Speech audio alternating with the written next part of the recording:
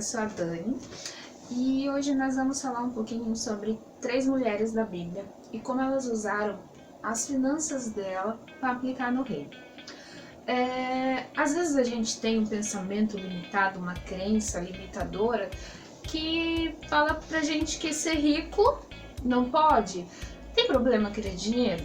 Não tem problema querer dinheiro. Tem problema querer ter uma grande empresa e ganhar muito dinheiro? Não tem problema. Tem problema querer ser dona de casa? Não tem problema. Cada mulher, ela nasceu com um propósito. E é isso que a gente precisa entender, qual é o nosso propósito. O nosso propósito como empreendedora, o nosso propósito como uma gestora do lar, o nosso propósito como mulher no reino de Deus. Na Bíblia fala sobre muitas mulheres. Existe Débora, que foi juíza levantada num tempo em que ela teve que atuar com o povo de Deus. Fala-se bastante sobre a rainha Esther, que ela teve que ter sabedoria para conduzir uma nação a jejuar em prol para que Deus desse uma estratégia para que o povo de Deus fosse salvo. Tem Marta e Maria. Marta era serviço, ela trabalhava. Naquele tempo, a mulher ela tinha que estar nas funções de casa. E Maria queria ficar lá ouvindo Jesus. E tanto uma como a outra teve as suas funções na Bíblia. E hoje a gente vai falar sobre 3. Primeira, fica lá em Lucas 8:3. Ela é pouco citada. Tem muita gente que nunca nem ouviu falar dela. Fica em Lucas 8:3 e Lucas 24:10. É Joana. Lá fala que Joana, ela era esposa de um procurador daquela época. E Joana só é citada, se não me engano, em 2 versículos. Fala que ela era esposa de um procurador daquele tempo e que ela servia Jesus juntamente com outras mulheres, Susana, por exemplo, e ela servia Jesus com seus bens. Então a gente vê que ali na Bíblia não fala que ela era empreendedora, e se ela era esposa de um procurador daquela época, devia ter muito dinheiro, porque hoje em dia um procurador já tem um bom salário. Naquela época também deveria ter. Só que na inteligência dela, ou na sabedoria dela, a gestão que ela fazia do lar dela e o que o marido confiava a ela aplicava no reino. Ela foi pouco citada na Bíblia, mas você imagina o impacto que a contribuição dela fez até hoje para atingir eu e você? Ela serviu com seus bens o próprio Filho de Deus.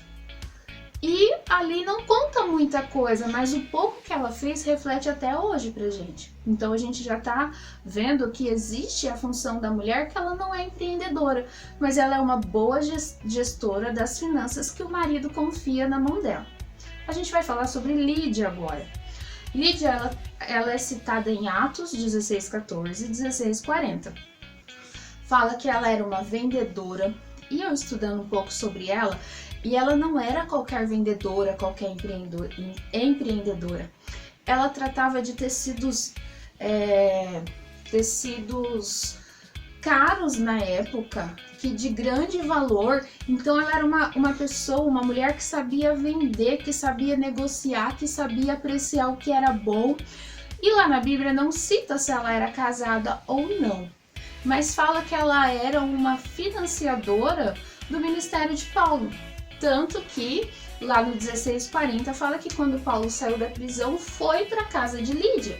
Então a gente vê mais uma mulher que com o seu dinheiro, as suas finanças, ela vendia, negociava coisa de alto valor para as pessoas se sentirem bem, que era uma roupa de qualidade, e parte disso ela aplicava no reino, né? Então a gente vê qual foi o propósito de Lídia. E existe uma outra mulher que a gente vai pegar como referência aqui, que é assim, tem gente que tem vontade de conhecer Eva, eu tenho vontade de conhecer essa mulher, que é a mulher virtuosa de Provérbios 31. Na minha concepção de cristã, existe Deus, a nossa busca é buscar a santidade, ter a atuação e de Jesus aqui na Terra, né? A gente vai cada dia a gente vai trabalhando a nossa santidade para ser igual a ele. Só que, meu Deus do céu, depois disso, a minha meta é ser que nem a mulher de Provérbios 31. Porque ela é uma mulher completa, perfeita, ela trata bem os filhos, trata bem os maridos, e a gente vai falar sobre a gestão financeira dela. Além dela cuidar do lar, ela trabalhar no reino de Deus, no versículo 16 de Provérbios 31, fala que ela aplicava suas finanças, o dinheiro que ela ganhava, ela aplicava esse dinheiro e ela comprava propriedades. Então o dinheiro que estava na mão dela, não sei se ela ganhou, se ela herdou, se o próprio marido deu para ela, e ela aplicou esse dinheiro. E conta que ela é uma mulher sempre alerta, atenta, que ela cuidava da família e ela ajudava aos necessitados. Então a gente viu 3 mulheres distintas. Joana, que aparentemente não trabalhava, e ela fazia uma gestão financeira e servia o reino com seus bens. A gente viu Lídia, que aparentemente parece ser uma gestora, uma empresária muito bem sucedida, não fala de família, e ela aplicava parte no reino.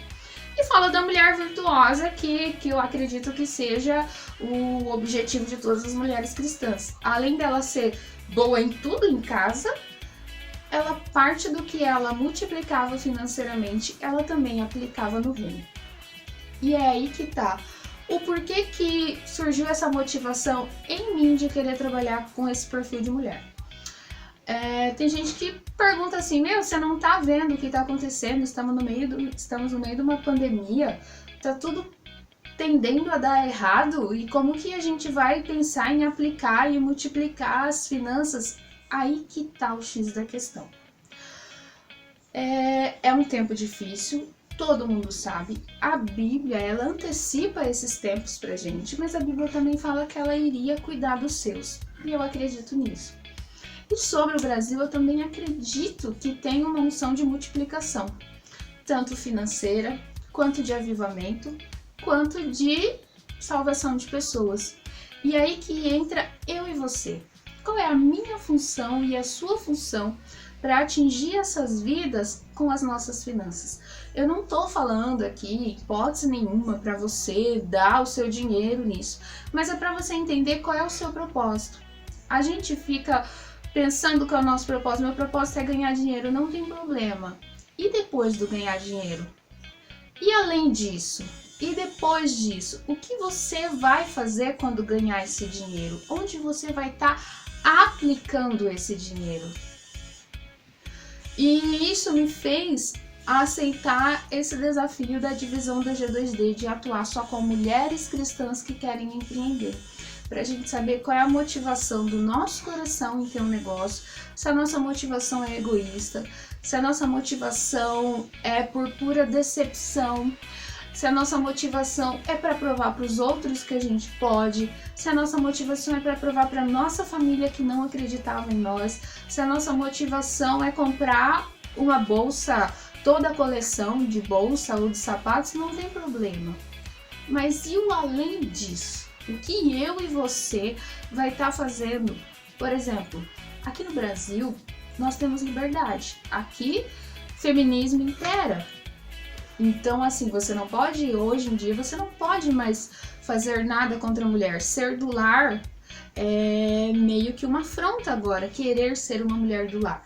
Querer juntar uma mulher do lar junto com ser uma mulher empreendedora e uma mulher submissa ao mesmo tempo não conversa as linguagens hoje em dia no Brasil.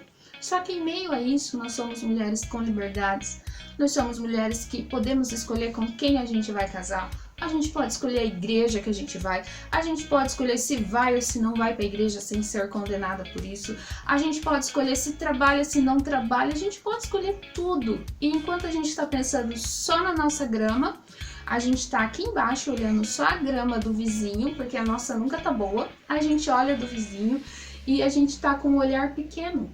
Enquanto isso, tem mulheres nos outros continentes ou até aqui mesmo no Brasil morrendo. E o que eu e você tá fazendo por isso?